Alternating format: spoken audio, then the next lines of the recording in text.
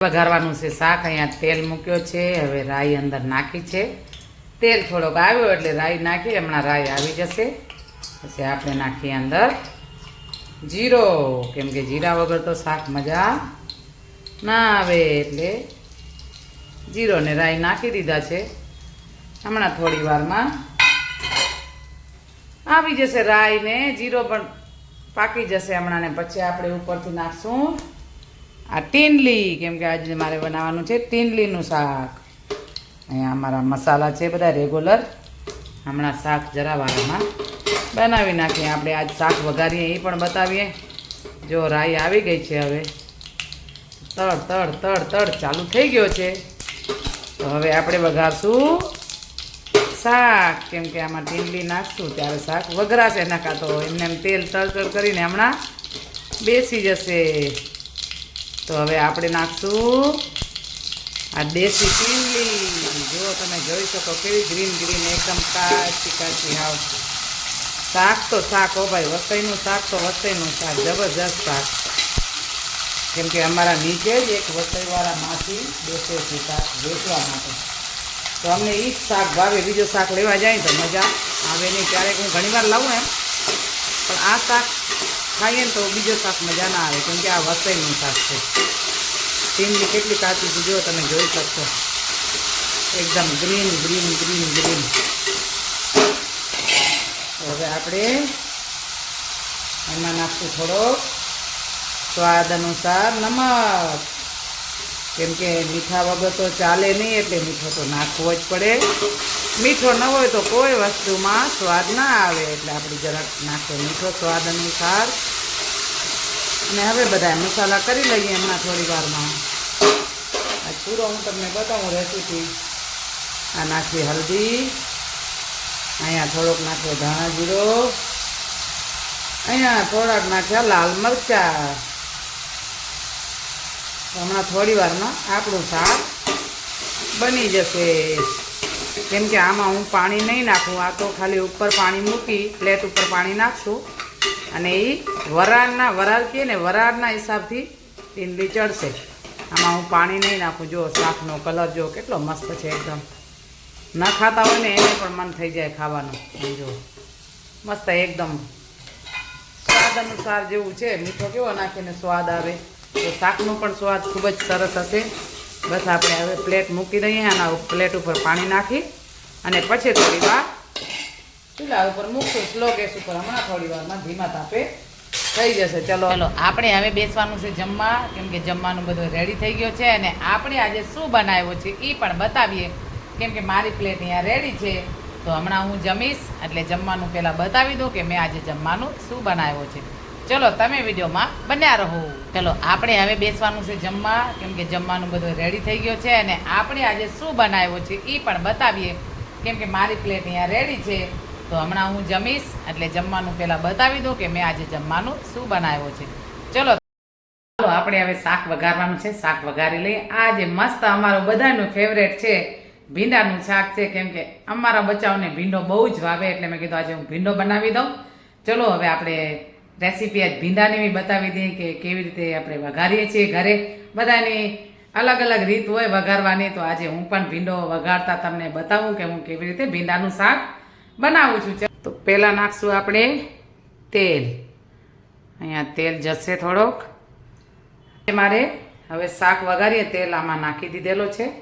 બસ હવે બધો ભીંડો અહીંયા સુધારી લીધો, કેમ કે આજ તો મારે લસણ નાખવાનું છે. લસણ આમ તો હું ઘરે તો બધા શાકમાં ઓછો નાખું છું, પણ આજે મેં કીધું ભીંડામાં પણ લસણ નાખીએ આપણે.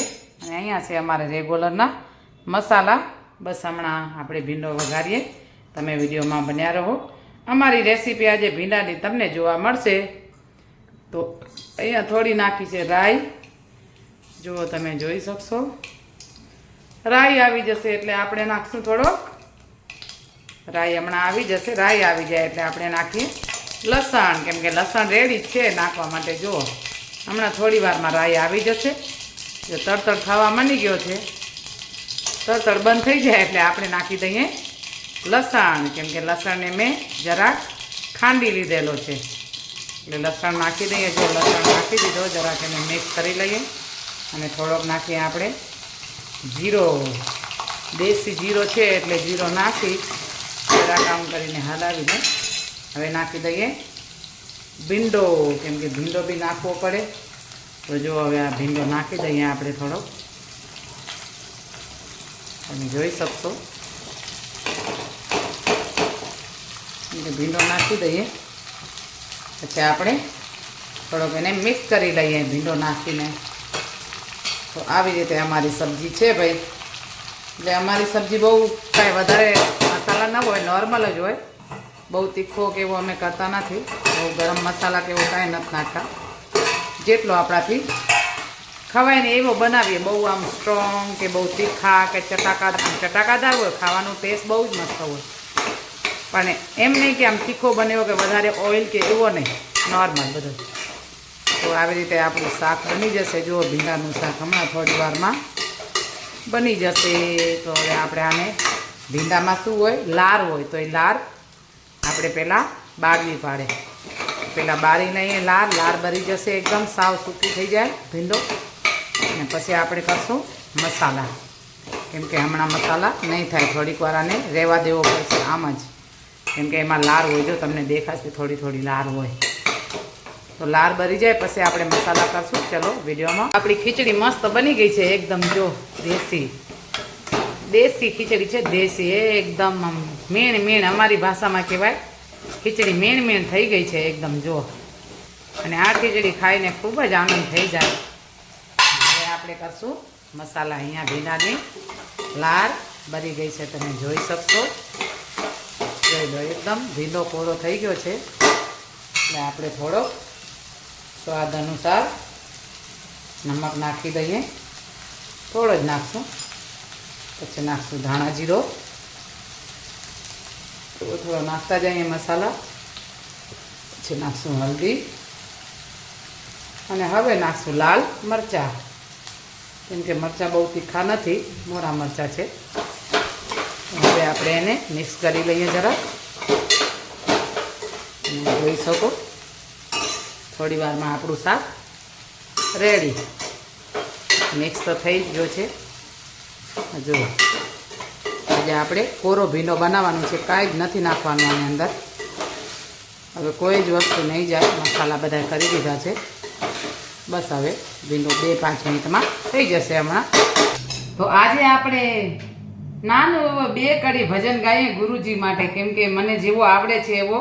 અને મારો રાગ તો તમને ખબર જ છે કેવું છે એ, કેમ કે મારા રાગમાં તો મને જેવો આવડે છે એવો ગાઉં છું. અને આજે આપણે ગાઈએ, કેમ કે પહેલાંના બેનો દીકરીઓ છે ને આવી રીતે કામ કરતાં ભજન કીર્તન કરતા. તો આજે હું પણ રોટલી કરું છું ને રોટલી કરતાં 1-2 કડી આપણાને જેવી આવડે એવી આપણે ગાઈએ. ચલો તમે વિડીયોમાં બન્યા રહો તો તમને બી સાંભળવા મળશે.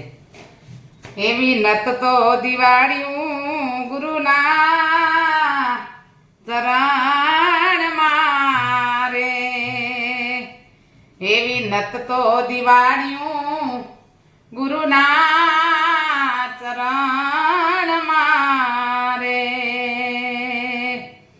એવો સંગડો કરો તો સાધુ પુરુષનું રે, એવો સંગડો કરો તો સાધુ પુરુષનું રે.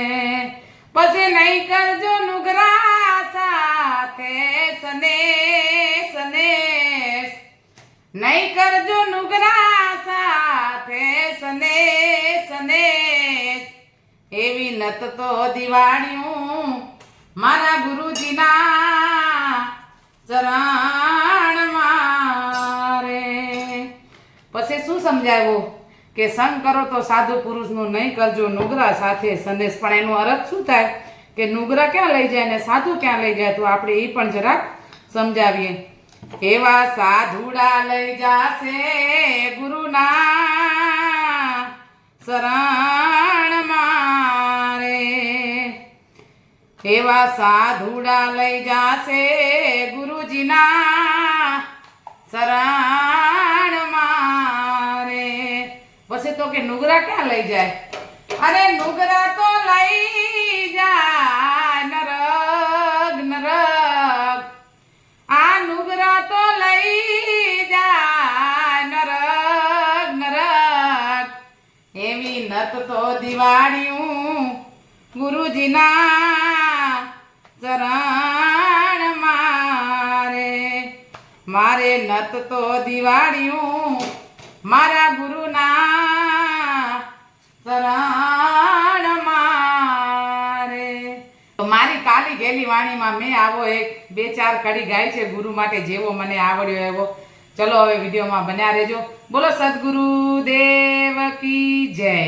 બેસી જમવા, ભીનાનું શાક મસ્ત બની ગયું. અહીંયા રોટલી ને અહીંયા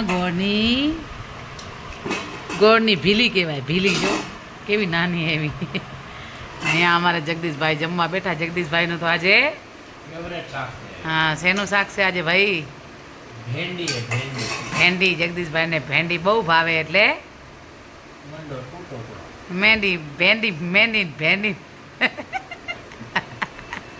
હા જો બોબડાઈ ગયા ભાઈ, બોબડાઈ ગયા. કે બોબડા દિવસ તો નથી પણ બોબડાઈ જાય હમણાં ક્યારેક ક્યારેક. આમ છાલા પડ્યા છે ને તો ક્યારેક ક્યારેક બોબડાઈ જાય બોલતા બોલતા. તો હવે હાલો, મને ખબર જ એવો થાય. હા છાલાનું કેવું થાય ખબર છે ને, તો એ દુખે બી બહુ અને બોબડાઈ બી જાય ઘડી ઘડી. બોલી ના હોય, ખાય ના હોય. સાચી વાત છે. તમારું આજે કેવું કામકાજ હતું ભાઈ? હાલેરી ગાડી. હાલેરી ને ગાડી? તો બસ ગાડી હાલે ત્યાં સુધી વાંધો ના હાલે કા? બરાબર ને? તો ચલો હવે આ વિડીયો આપણે એન્ડ કરશું. વિડીયો સારો લાગે તો લાઈક શેર અને સબસ્ક્રાઈબ. ચલો જય માતાજી, જય દ્વારકાધીશ, જય સિયારામ એન્ડ